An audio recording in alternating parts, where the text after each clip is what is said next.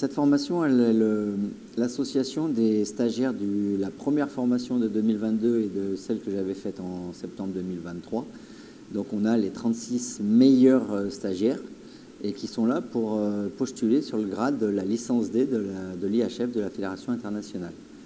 Le travail il va être très orienté sur la pédagogie et sur avoir les outils pour être opérationnel sur le terrain très rapidement et répondre, satisfaire aux exigences du diplôme international. La spécificité, ou la différence plutôt, sera, on va être plus sur du travail personnalisé et des manques, des cases vides, comme je dis assez vulgairement, savoir quelles seront les attentes et les besoins personnalisés.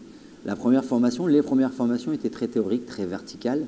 Là, on va être plutôt sur du travail pédagogique, individualisé, personnalisé, et en particulier les évaluations de terrain.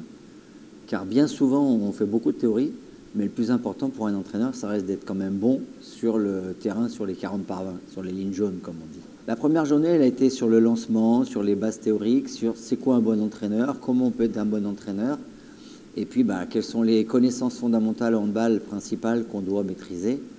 Tout ça pour leur donner un socle de connaissances qui devrait les aider à préparer leur séance à partir de demain, mardi, mercredi, jeudi, ou voire même vendredi. En tant que formateur, j'attends que les stagiaires répondent au maximum aux exigences et aux critères de réussite de la fédération et du diplôme.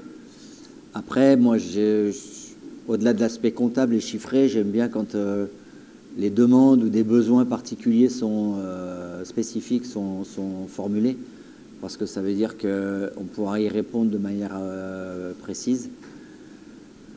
On n'est pas dans les pays tous les 8 jours, donc quand on est là, il faut vraiment répondre aux besoins particuliers. Je pense en particulier à la formation des gardiennes de but. Il y a des questions qui sont apparues ce matin. Je pense en particulier sur comment on entraîne dans différentes catégories, avec des moins de 13, des moins de 15 et avec des seniors ou des moins de 17, 18. Voilà, c'est aussi pas mal de questions qui vont venir de par leur expérience de terrain. J'étais parti très enchanté de mon dernier voyage avec le deuxième groupe.